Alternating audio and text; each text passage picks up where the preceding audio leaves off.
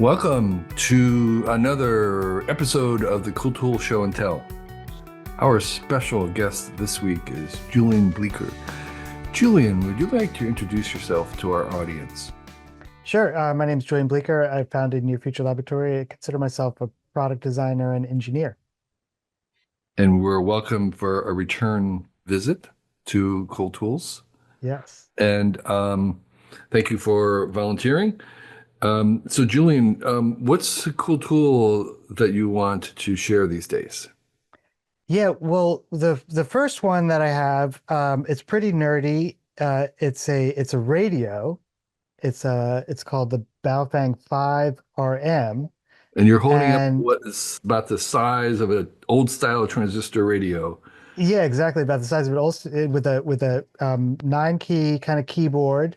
It's got a lovely blue kind of uh this LCD display Right? It has and a a few large buttons. antenna too. Yeah, nice large antenna. The beautiful thing about this radio is, well, first of all, it's software-defined radio. So it's got a lot of flexibility in terms of the frequencies that you can listen in on. So it covers a lot of bands. I remember when I grew up, if you wanted a scanner, you had to get a crystal for every frequency, and you have to open up the back and put the crystal in. So you get like 10 channels maybe, Right. but this one, in principle, all channels. Of course, there are restrictions based on different countries' Sure. Right. But to communications give a requirements. sense of it, all channels, you're talking like the AM, FM, the traditional ones, but also like shortwave and Sh um, Shortwave, like okay, municipal services, weather, all those kinds of things. And it's got, like, for example, this button.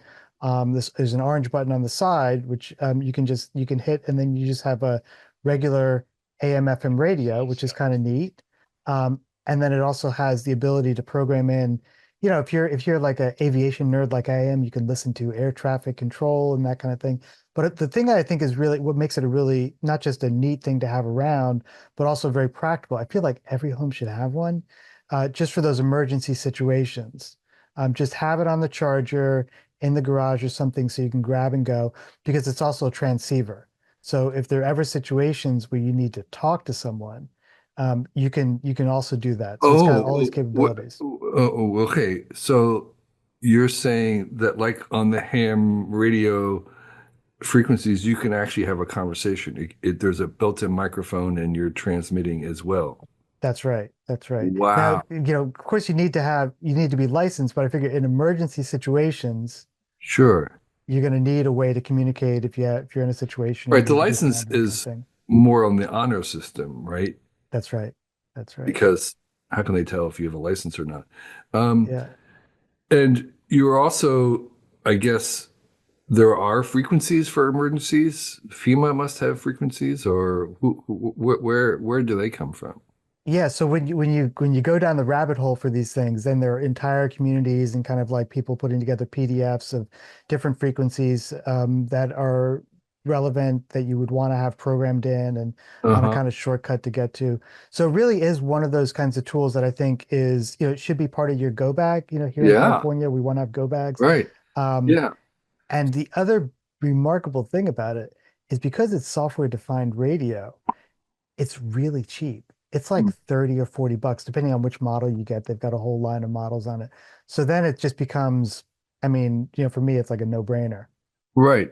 And are there different brands or models or you know, uh, makes for these that are better than the others? There are, this, I went with this one because there was the most kind of chatter about it in different Uh-huh. Reddit forums and so And what forth. is the one that you have you're talking about? It's the Baofeng spelled Baofeng, Okay. and it's the model 5RM, 5 Romeo Mike. Okay. The Baofeng 5RM multi-band Yeah. so they call it a ham radio. Yeah. It's got USB-C so that there's some software you can get to actually help with the programming of it so you're not just sitting there punching keys. Uh-huh. It's got an emergency light, in the front so you can flash a beacon. Okay. Um, and comes with a charger, charging stand. It's So it has really a quite neat. built-in rechargeable battery inside it with a. Yeah, it's removable, so you can pop it out if you have a second Okay. one to be able to put in there. Uh-huh. Super cool, Yeah. super Yeah, you're simple. right. I think this does seem like it's something that should be a basic, like a fire extinguisher or a go bag or whatever. Yeah, Just yeah, um, yeah.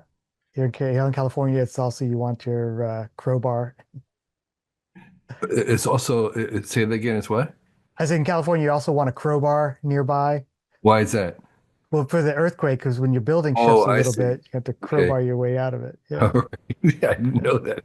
I don't. I do have a crowbar in my truck. The have you listened on some of the emergency channels, like with when there isn't a kind of statewide emergency, or whatever? Um, what have you learned, or what have you picked up from this on a non-emergency basis? Yeah, I mean, you just kind of hear like municipal chatter about things. Some of the public services use a particular kind of frequency hopping that helps the bad guys not really track what they're doing. So sometimes it can get a little bit complicated. But I think just listening to, for me, it's kind of there's an ASMR quality to air Uh, traffic control. And I live near LAX. I could pick it up anywhere in LA, but I just like listening to the fellas just kind of, navigate their yeah. way into LAX and just I don't know, there's something just very soothing about it in a Uh-huh. way. Uh-huh. Very professional, very Uh, efficient, kind of light little background chatter when I'm sitting in the studio. It's okay. so nerdy. Cool. Does it have like a Bluetooth or headphone jack? That's a really good question. I'm pretty sure it doesn't have Bluetooth. And I remember hearing someone in one of the forums talking about like a headset, but I actually don't see a jack on this particular model. But there are lots of different models. I just kind of got a Yeah. middle tier one that I knew kind of Uh-huh. covered what I needed. Right. Um, yeah, Okay.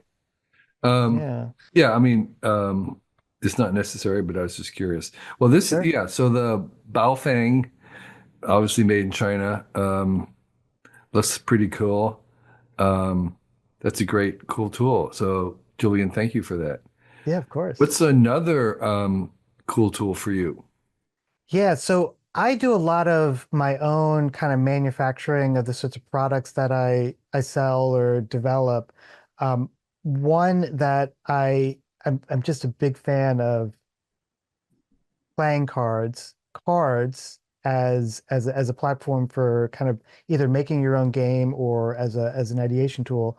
And I've done a bunch of them over the years. So this was like one of the first ones I did. You can see it's like in a little homemade case. These are little like ideation cards, very similar to, I don't know if you know the artist Brian Eno did Oblique Strategies, these cards. So in that same vein, not quite the same, but I found a great place. This is probably like 10 years ago, so they've been around for a while, called makeplayingcards.com. And so maybe I'll share a screen now and Yeah. So you're showing a website with different cards, blank cards, and then they're on the right side, there's a long list of different possible card sizes that you exactly. can get in both imperial and metric. Um, and then it looks like you can have different styles of horizontal or business cards, or I mean, there's an incredible variety of card stocks. Yeah, that's right. So this place is it's a little bit baroque as a website goes. So there's a lot going on. There's, as you described, lots of different sizes and varieties of these cards. They're, the great thing about these is that they're blank. They're ready for customization.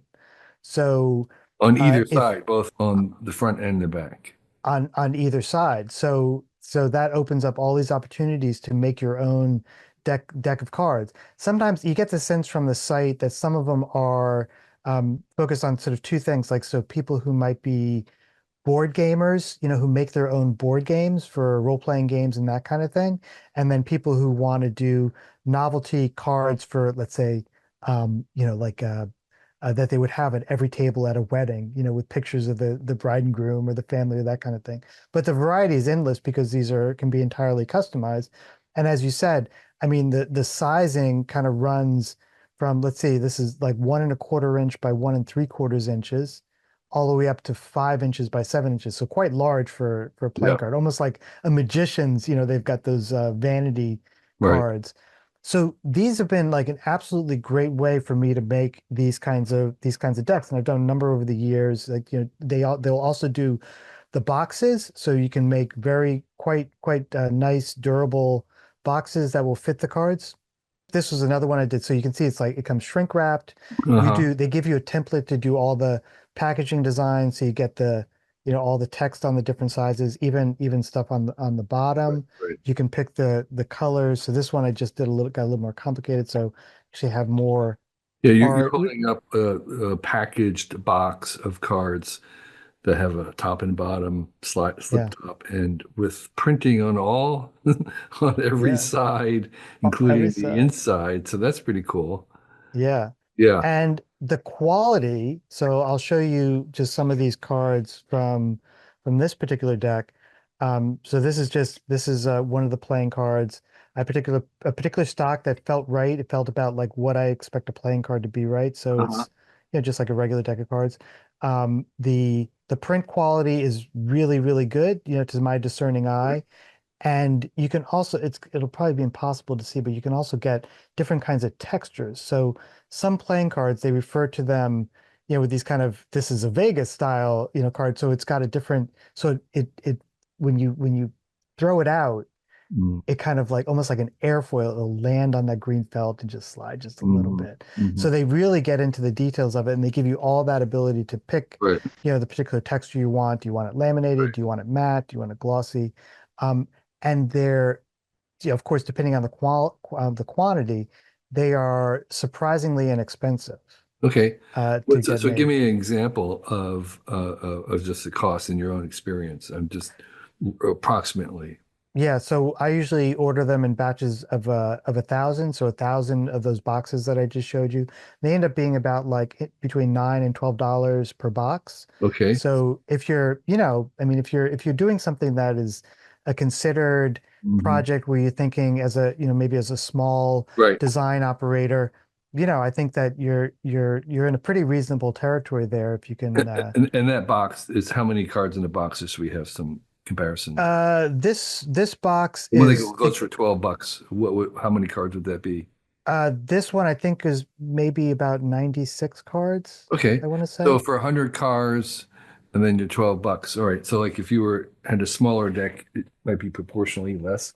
Yeah, for sure, for sure. Yeah. I just end up doing these kind of large decks. Like this Right. one was much smaller. I think this was just maybe like $4 or $5 Right. to get a deck of And how is what to do. the software for inputting it, or what do you input? Do you design things like on an InDesign program and then export as a PDF, or do they have their own software for placing these? Like I guess some people might want the same thing printed on the back, and other people might want something different printed on it. So you'd have all these weird combinations of, five of this and 10 of this, but on this five on the other side, it has to be these things. Yeah. Is that complicated or easy? I would say it requires uh, diligence. It's not, I mean, it's something that I think pretty much, anyone who is even thinking about doing this could Right. accomplish. There's a drag and drop kind of interface. Because I get myself into a little bit of trouble because I get carried away and I want lots of cards. So I end up spending a lot of time kind of, just being very considered about how I organize and even name the Right. files so I know what goes where, make sure I'm not duplicating things. But for a typical deck, basically they have a drag and drop interface. You say, I want this on the front for this set of cards, and then you kind of drag and drop Right. the other side. The the tooling I use, so I use the Adobe InDesign, sort of like kind of Right. wedded to them, for better or worse, to do all the design and layout. I'll use Right. Photoshop for doing the image Sure. making. Sure. Yeah. Okay.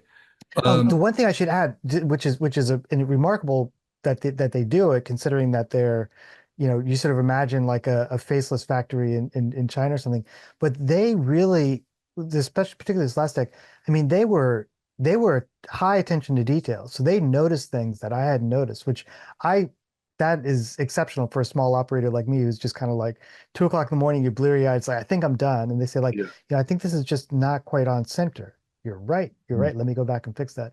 So I appreciate that. Yeah. Well, thank you for that. It's a great option for people to make either, as you said, your own board game or the sort of prompt cards Yes. or even as a gift for somebody at an event. So great idea. Thank Yeah, you. good stuff. And Sure. and again, just to kind of put things in context, um, have you tried using other sources other than them, and this is the best, or is this kind of like the one that everybody uses and there really isn't a second choice? I'm sure there are other choices. Like the first one I did, honestly, it was like 12 years ago, and it just worked out. There was no snafus. There was nothing where I'm kind of like, next time I'm going to try someone else. The price was right. The turnaround was Okay. was was very good. There were no logistics hassles bringing stuff Mhm. in. Sometimes, you're getting quite a lot of, Sure. stuff if you're doing 1,000. The box quality, especially, I was just like blown away. Having had a product company, I've done box design, packaging design. I was like, this is great. This is Yeah. this is me exceeding my expectations. So I've never done anything else. I've tried Moo, but they're not really made for doing playing No. cards. They're Yeah. more, yeah, They're more like business cards. exactly, Um, exactly. yeah, I use a place that I've done online business cards forever, and that's also been worked out really great. Although business cards don't seem to be I as know, I fashionable know, as they used to be. I I know. still hand mine out Yeah. because they're nice bright yellow. Okay, Julian, that's great. Okay, so let's talk about your third tool that you want to share. Yeah, so my third one, it's something called Cindy. Okay, so this is the Cindy website. It looks like a typical kind of software as a service kind of website. It's got an image on the right-hand side that it sort of gives you a sense of what your dashboard might look like. And then it says in bold, send note newsletters 100 times cheaper. So that caught my attention when I All right, heard about this. this is something for people who have like a mailing list, a newsletter mailing list or something. Like That's right. what, maybe a replacement for MailChimp or something like that? Exactly. Okay. Exactly. Now, I've been a MailChimp user. I've been Active Campaign. I've been OmniSend. I've tried all the big ones. Uh-huh. And for various, for both Near Future Laboratory and my company OMATA.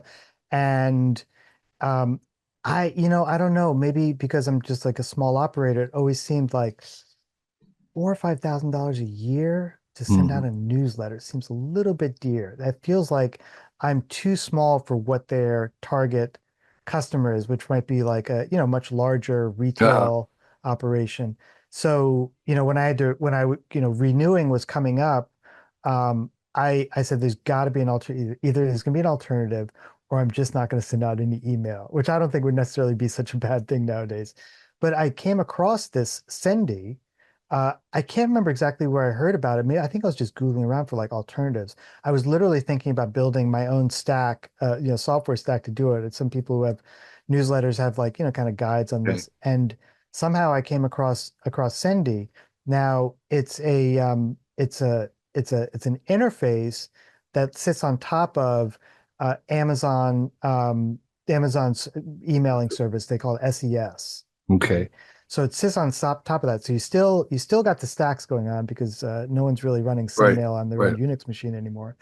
But the advantage is that it's got a enough uh, of a nice user experience that it's not like you're just sitting at a command prompt trying to send emails. So you can create lists, Right. you can do segments, you can do most of the rudimentary stuff that people like me who just, a list of 30,000 people and I don't really do anything all that complicated. I'm not doing a lot of Right. remarketing or that kind of thing. the So fact that it is so much cheaper is really what brought me how in. cheaper? How much cheaper is it? So I used to spend about $325 a month for that list Hmm. using Active Campaign. They were great. I had no real major problems with them. With this, it's about $12 a month, and I get about 50,000 email sends. I think it resets every day or something like that. So basically, I mean, this Right. is it's practically free compared to what I was paying. And Um, is it open source or so I'm just I curious, why is it so free? I'm actually sometimes leery of things that are too Mhm. cheap because it Yeah, means that they're not going to stick around or that they're going to gouge you later. yeah. Um, what's the situation here? Yeah, so far so good. So I've been running it for about 3 or 4 months now. Yeah. I did a lot of kind of investigation into it. They've been around. It's been around for quite some time. I think there is a hosted version. So in other words, they'll host it for you, and there's also a version where you can get a license. I think it's literally it's like $60. So it's like old school software. It's PHP.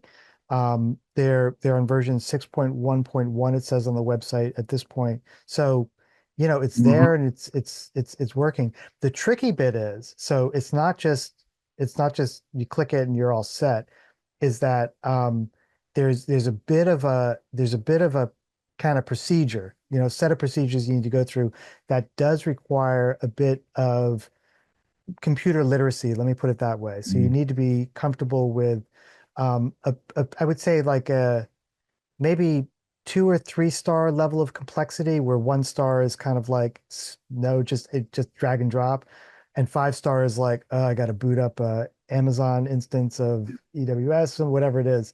So it required that. But so here's the thing. There was a guy who did a Medium post, actually had the link someplace.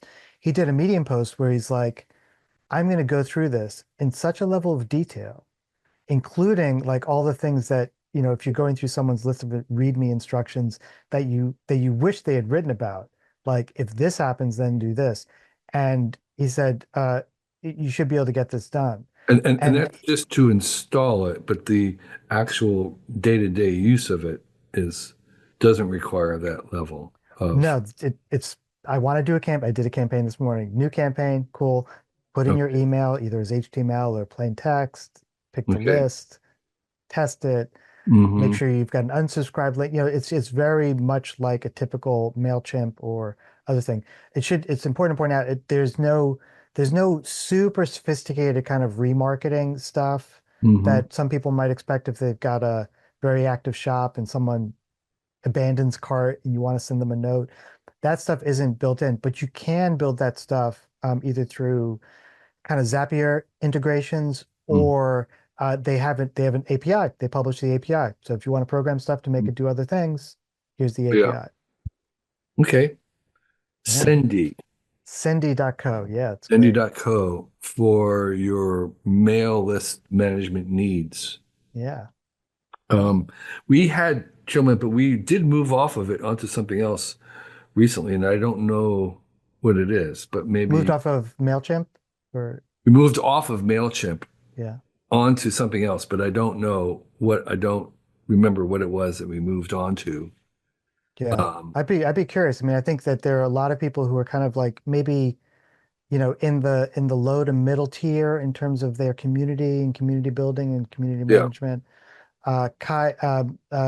Kai Brock from Dense Discovery, he does a remarkable job of publishing his information about how he does his email list and Mhm. all that kind of stuff. So I think there are a lot of operators that kind of are tier, just Yeah, down yeah, yeah. here, Yeah. who don't need the heavy guns. They don't Right, right, need right. the $400 or Yeah. $500 a month fee. Okay. Well, that's a great tip. So, Sendy.co. Yeah.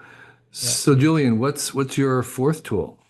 Okay, so my fourth tool falls into the same category. I'm doing a lot of kind of infrastructure tools, and that is Astro. So this is a very vibrant purple Astro. website, Right, with no visuals whatsoever, just text. just Very just boring. text. You're not Yeah, missing anything if you can't see it. yeah, that's right, that's right. So that whole email thing we just talked about, Yeah. like this is part of like a meta project of mine to try to get off as many stacks as possible.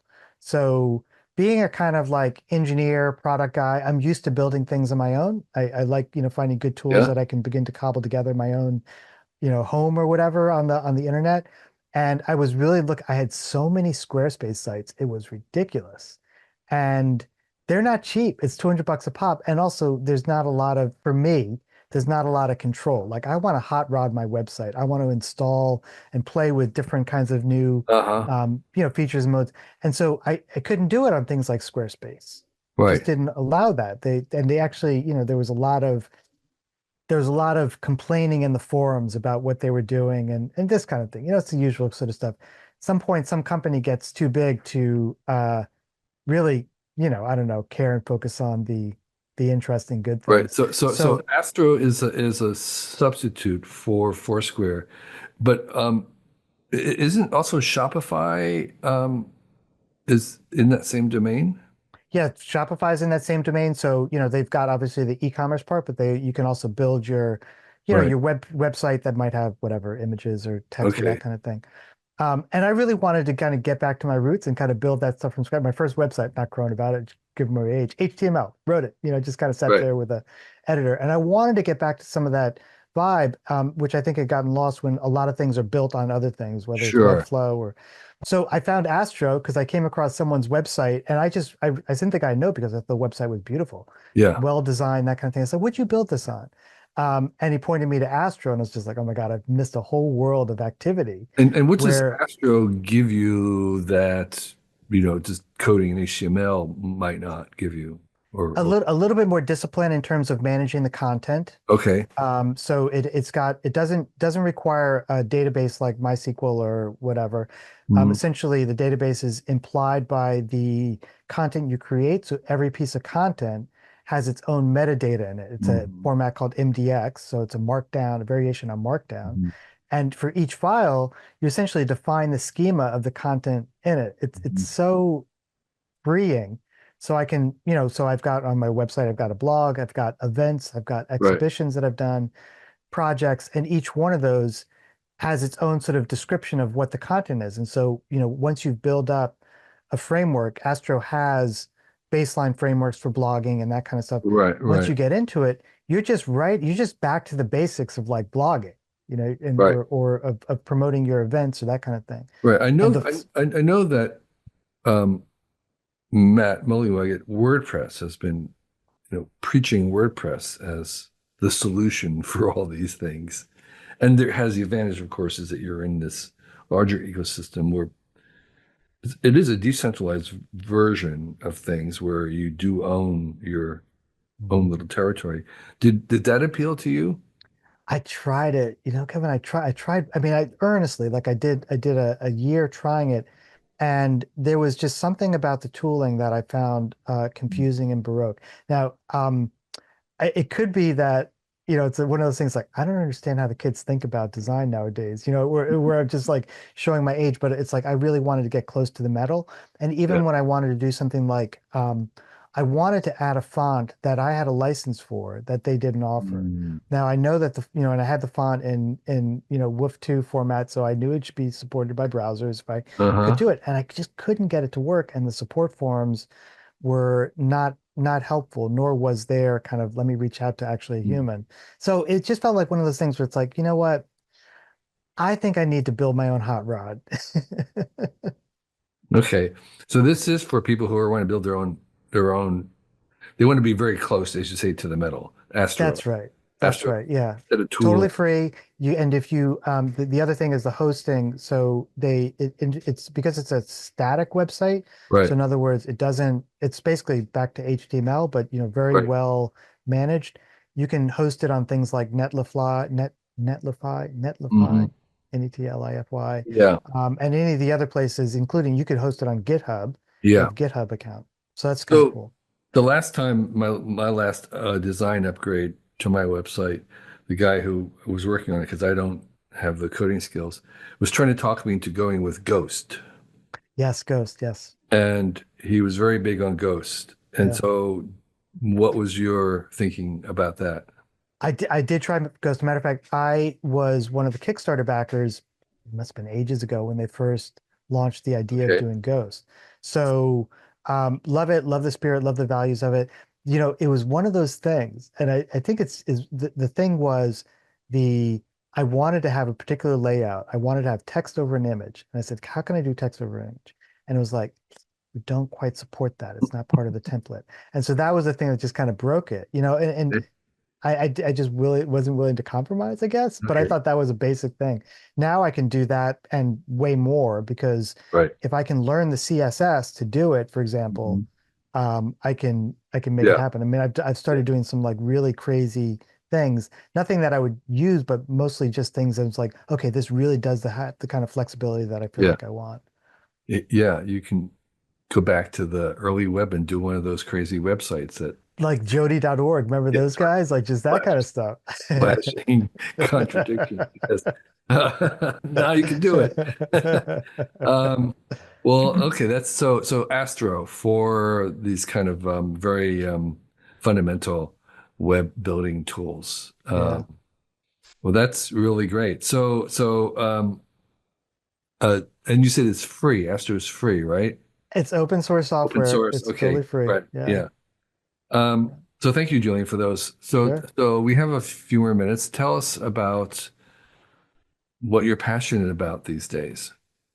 Yeah.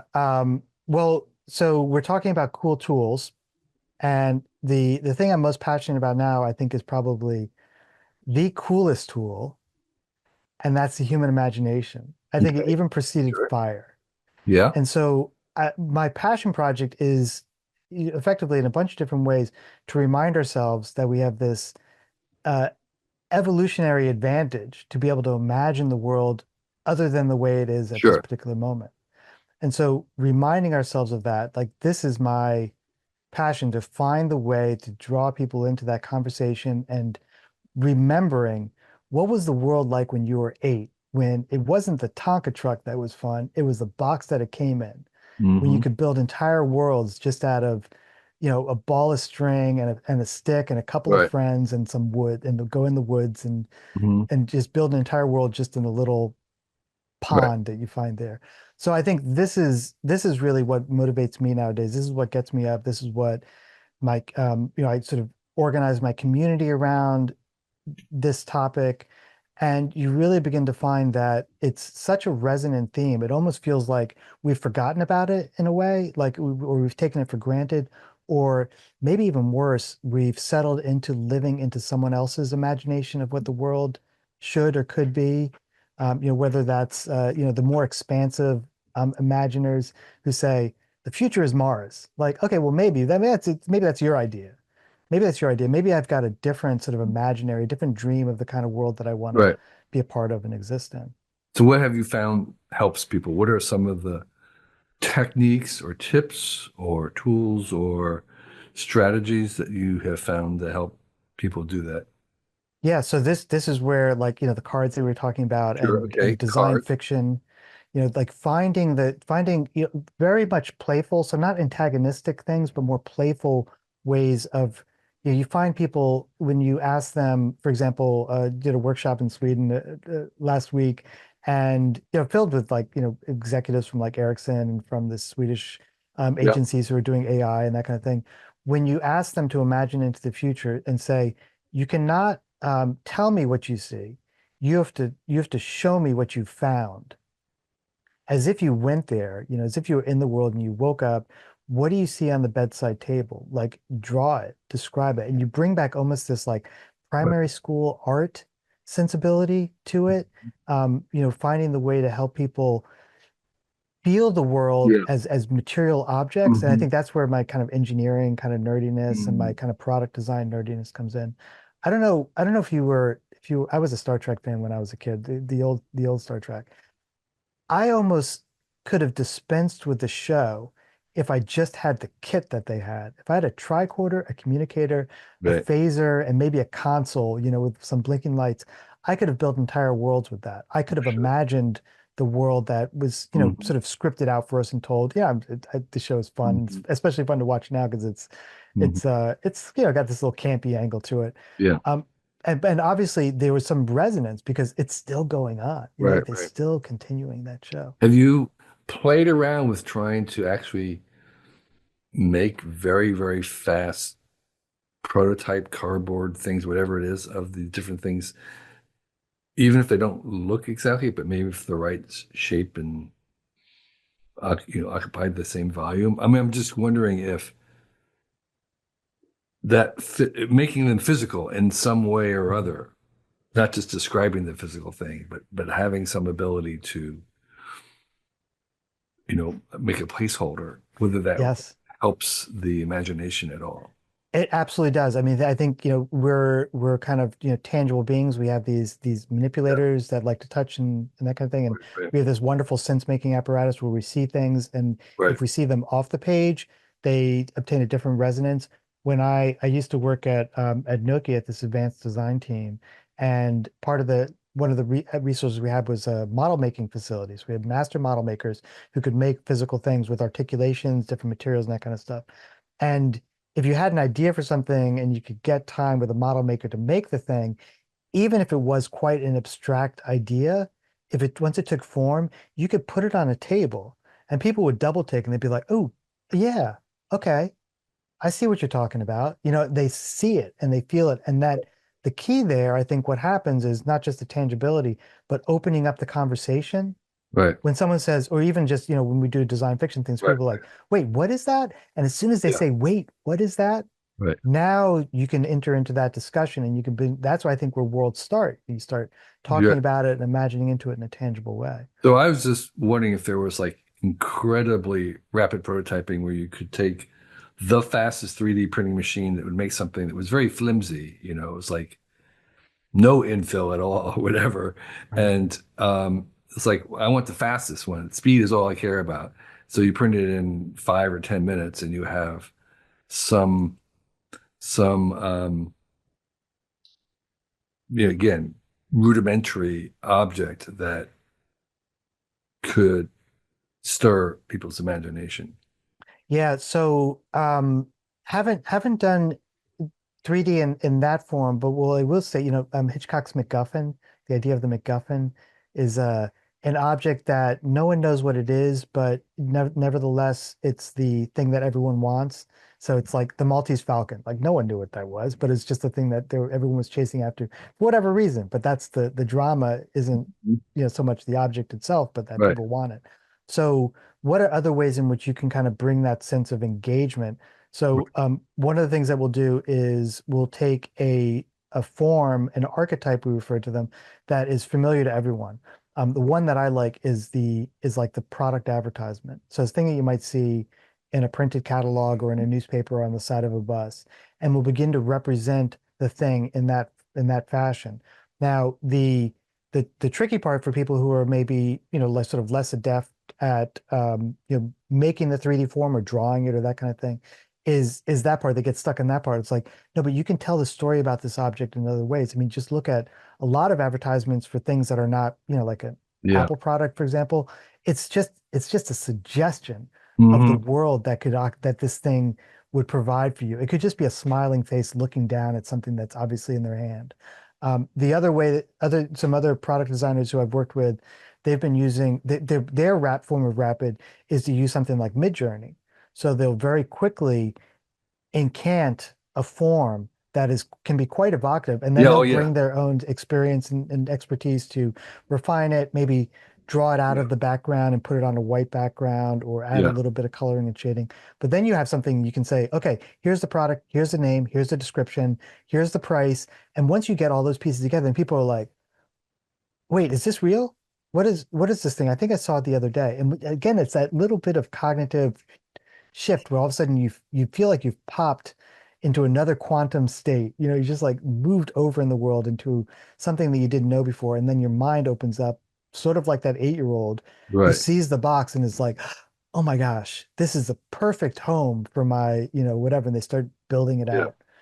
Yeah. No, Midjourney is actually very good at that kind of, um, if you give it the prompt of a product shot, it'll make a beautiful product shot. Yeah, and that can be very helpful. Yeah. What I'd love to see is some way to go from a Midjourney to a 3D printed object really fast. That's coming along. People are Yeah, working on that. Yeah, yeah, right. So that would be really fantastic. yeah. Um, all right, Julian, this is really great. Thank you for taking time with us Of this course, my afternoon. pleasure. Great, always nice talking to you. I love your tools. That emergency radio is going to be something I need to get. So thank you Yeah, for joining us today.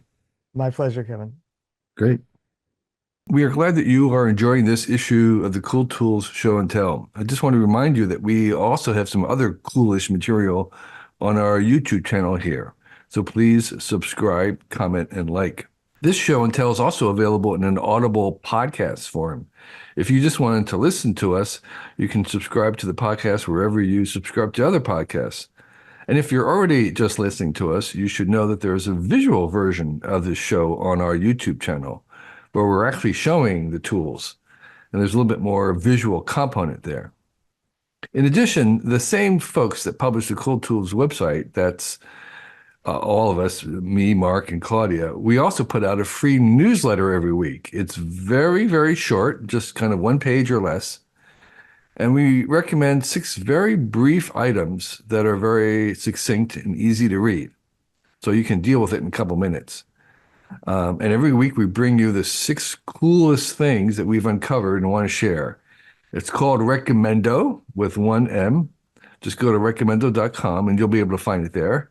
It's free and you'll get it in your mailbox every Sunday morning. So join 80,000 other subscribers to hear what we're thinking about and what we find cool that week. It's actually one of the most popular things that we produce. We also publish other newsletters as well. One of them is a very short, free weekly, like Recommendo, but for travel. It's called Nomadico, and it gives you 4 short recommendations for people who work where they travel or they travel while working. Another one is called What's in Your Now. It features things that are significant to you right now. Could be things that you carry every day or something very near you. We have another one that's about tools and tips for your workshop, and one that extracts the best stuff out of self-improvement books. You can get all those at our website, and they are also all free. And finally, I want to mention the fact that while our newsletters are free, they're not cheap. They're handmade by humans in California, and if you want to support us, we have paid subscriptions for each newsletter on Substack. So when you sign up for a paid sub, you're making it possible for us to keep creating them free for everyone else. So thank you for being a fan of any type, and we'll keep producing stuff if you let us know that you enjoy it. So thank you.